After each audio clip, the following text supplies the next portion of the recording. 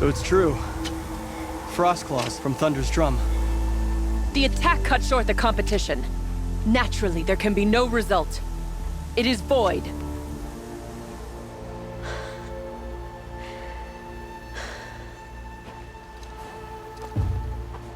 You saw what she did. She defeated the machines, not I. It is proven she is the better hunter. We are Banuk. Survive, prevail. What else matters?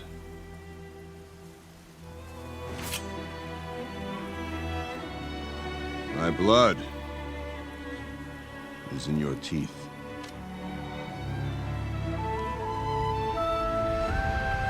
I take my place behind you on the hunt.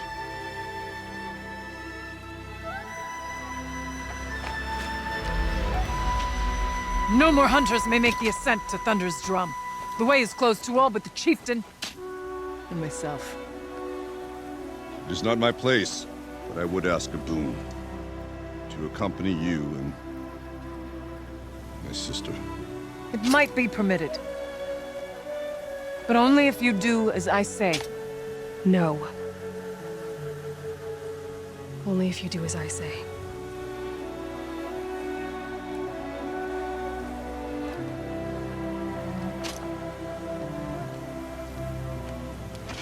Thunder's drum awaits. There's a camp at its base, Long Notch it's called. Meet us there when you're ready. Chieftain.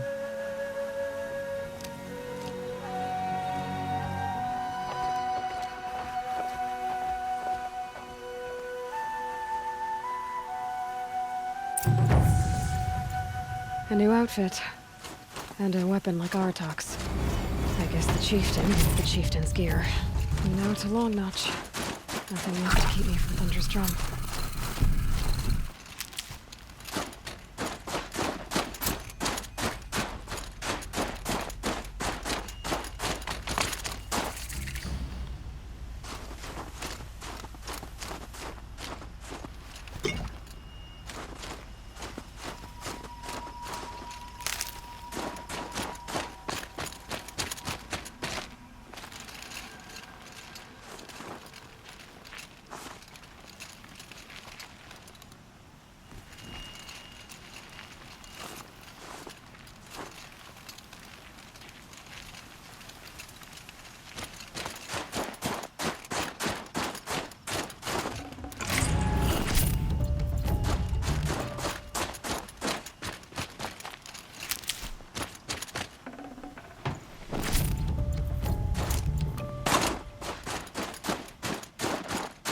I wonder what they'll trade for Blue Gleam.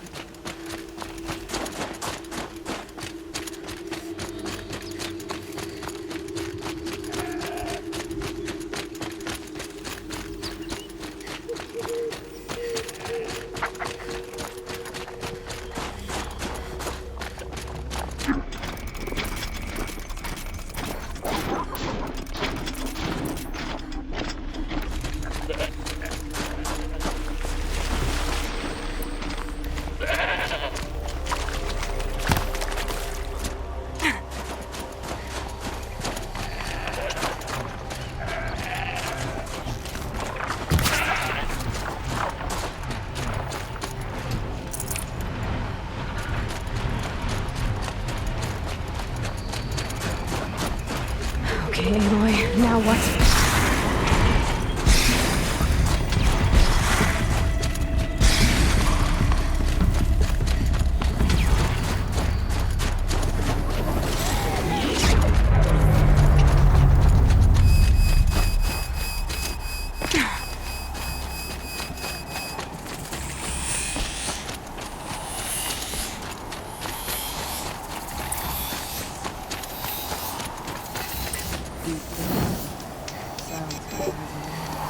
Remember the last time the claws beneath migrated? Long Notch is well stocked, as you asked. And our scouts are watching for more frost claws. Our numbers rise. 3 more hunters have passed their trials. But our purpose was to take back the mountain. Now what? Stay prepared. Sharpen your spears. Should we not return, defending the cut falls to you.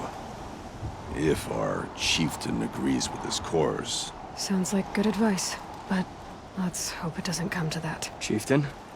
The weight of command is no small burden. I can see that. I take it you haven't spoken to Araya yet? Why should I? This is what she wanted, to return to Thunder's Drum. It is her only care. So I should have known she would find a way to push aside my spear. After the Karja took my sister, not all of her came back. What happened to Araya when she was a captive of the Karja? As a shaman, she's adept with machines. Tracking them, stunning them. The Karja used her to capture them for the Sun Ring, where they were unleashed upon the innocent. They made her part of their blood sport. The shame she suffered beneath their pitiless sun. She survived. She endured. Endured by reminding herself of the spirit, her purpose. But now that's all she has. Tell me what happened to the first expedition. Rhea led the way to the summit, but it was blocked by a great door. Some kind of cauldron, new metal. We tried to break through, but it was unflinching. We were exhausted, no way forward and machines behind. I made the call to push back. It cost us greatly. But to remain would have cost us everything. I had hoped to never subject Araya to that again. What do you think is beyond that door? I do not know. That expanse of metal, that dead hum. Nothing sacred belongs there. Machines and death, that's what the mountain holds. Death for us or for the daemon. And if we do find the spirit? Then perhaps we should put it out of its misery. For what it's worth, I'm glad you're coming with me. Someone has to keep Araya safe. Karja, No more music. murdered in the cut. Blood saw to that. Last thing we need is more bloodshed.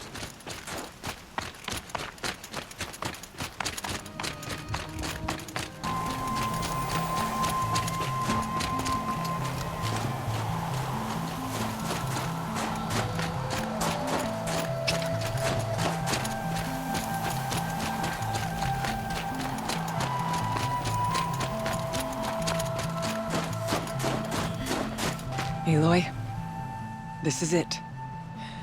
My chance to reunite with the spirit, and perhaps to reunite her with the blue light. It's not a chance I would have had alone. I needed an outsider. Someone ignorant of our ways, but no, not ignorant. Are you trying to thank me, Araya? Yes, of course. That's what you do. Untangle knots. Create possibilities. Thank you for making this pilgrimage possible.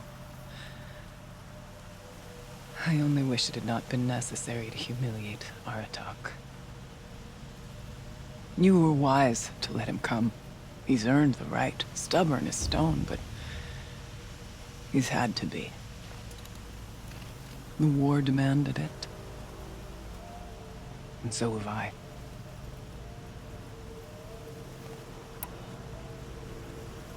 Aratak told me you were a captive of the Karja for a long time. It sounded bad. For Aratak, it all comes back to that. He thinks the Karja changed me. They did not. They merely sharpened my focus. When all else is lost, you think about what's truly important. The spirit. The blue light. The beyond. And my brother, too. Every time I felt the chill northern wind, I thought of him. Worried for him. What did the war do to Aratak? He cut away everything, until only his true self remained. Unyielding ice. No Banuk has more sheer will. He fought the Karja for 1,000 freezing nights, yet always rallied his hunters at sunrise. It is said he endured 23 wounds in those years. His hunters counted them. He never complains of one. Instead, he complains that life with me is harder. He's right. What have I ever given him but struggle? Now that I'm chieftain of the Werak, I don't suppose I can order you to tell me about Silence? Aratak would never have presumed to grasp for a secret of the Conclave. But you are not Aratak, and if you have dealt with Silence, your need is well apparent. Silence came to Ban-Ur from the distant north, a young shaman of the Owl's Watch. A remote Werak that rarely comes south to parley. Silence was a shaman. He was. Or at least, when we sent runners to ask the Owl's Watch, they said he was. His knowledge of the machines was beyond compare, and he was hungry to trade what he knew to the rest of us. It didn't take him long to gain the trust of the Conclave, and eventually, an invitation to attend. What about you? Did you trust him? No. But he impressed me. He carried himself with poise and authority. I wanted to learn from him, but that was not to be. He was granted knowledge of our most sacred meeting place, the frozen caves of the Malmstrom, a month's march from Ban-Ur. He met with us there, as is custom at high winter. But when we next returned, the caves had been looted. Relics of the old world stolen. Holes cut in ice and metal. Yeah, that'd be Silence, all right. He vanished with the spoils. We sent our best trackers after him. None returned. And when we checked back with the Owl's Watch, those who had vouched for him were gone. As though he never existed. Some in the Conclave began to doubt he was even Banuk to begin with. And what do you think? He committed an unforgivable sacrilege. He's unscrupulous and dangerous. But also brilliant, skilled, and knowledgeable without equal. Except, perhaps, for you. Anyone else I would warn off, but you may be able to treat with him safely. Just don't lower your guard. I'll keep that in mind, Horea. Thanks. What are we gonna find up there, Horea? Ruins, machines, and a door, like that of a cauldron. I have faith that you can find a way through it, Aloy. For beyond it lies the spirit. I know I can find her there. Though I do not doubt the daemon has tried to hide the way. It hasn't been easy for you, Horea. Getting back to this point. It was all to hear her voice again. This time, we both will. I'd like that. Are you ready then? Once we ascend, it will be hard to turn back.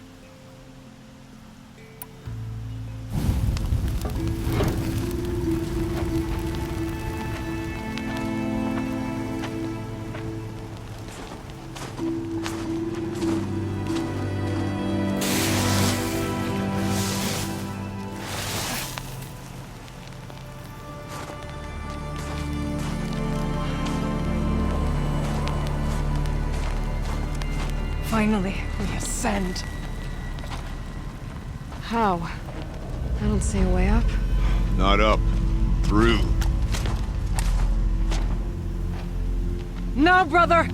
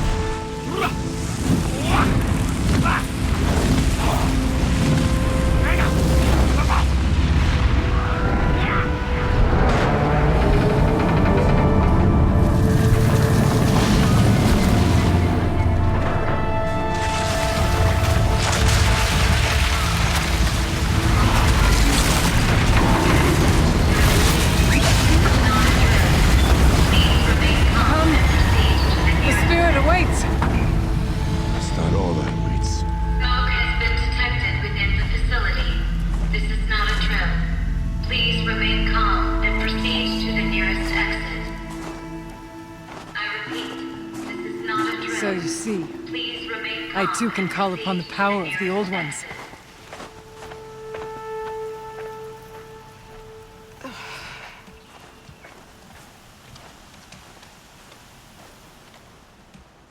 What was this place? The Spirit once told me that this all used to be part of its domain. A fortress that defended humankind from terrible danger. Fortress. Looks more like a machine. Is that fitting? Blue light often dwells in machines. Let's just hope that some remains here.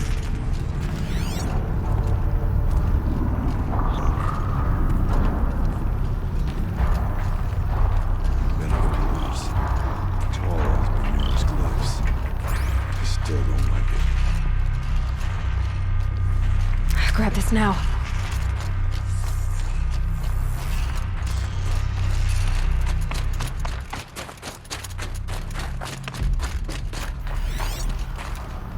Here, up and over.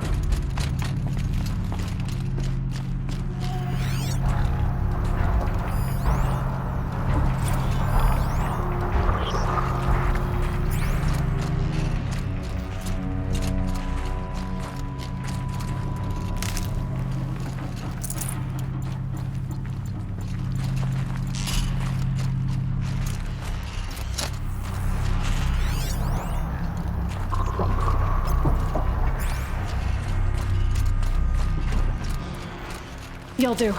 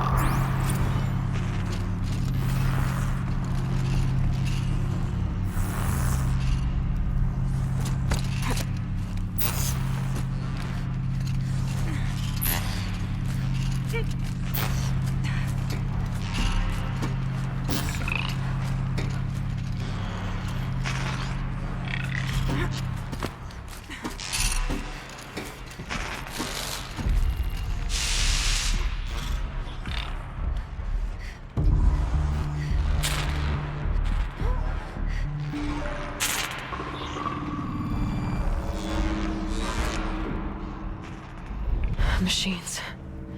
At least we have the drop on them.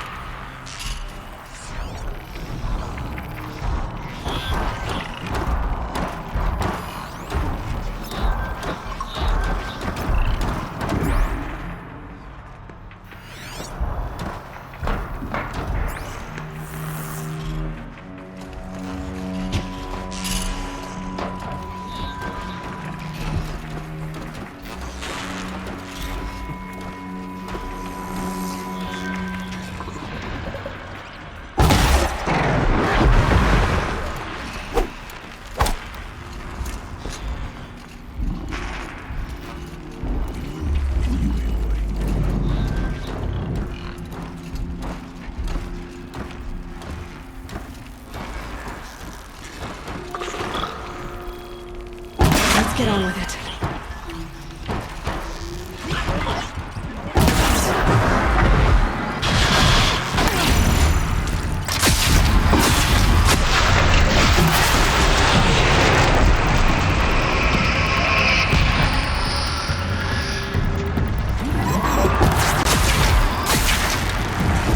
I made it!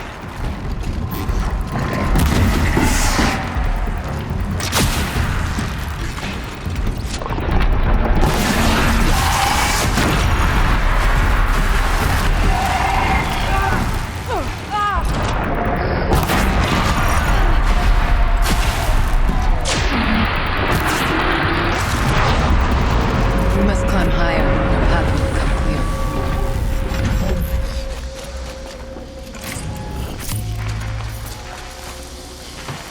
We can make our way upwards when we're done.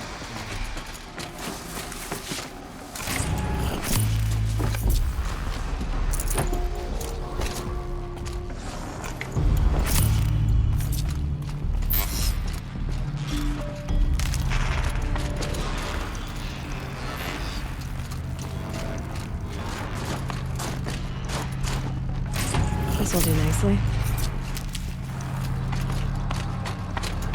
If the chieftain's pace is measured, ours is measured.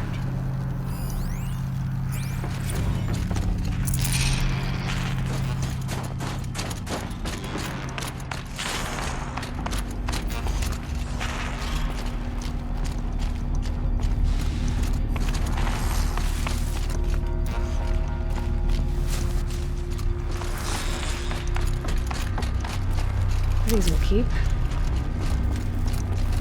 There's an overlook above. It's not far. Yes, this way.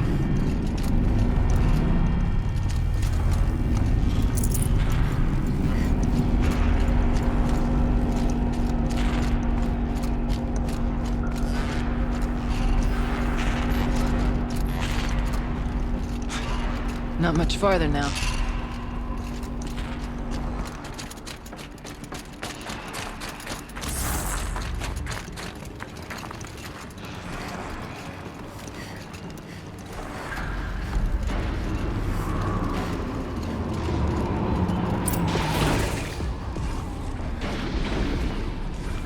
Last we were here, we fought our way through there, but machines overcame us. We retreated, dropping supplies and taking losses. Now we must prevail, with only 2 warriors and a shaman to protect. Aloy is no ordinary warrior. And I can hold my own. Even so, we could go that way instead. There are machines up there, but also cover. We could stay hidden, at least for a while. All right, I get the options. Now follow my lead. Flowers. Steam, frost. What is all this for?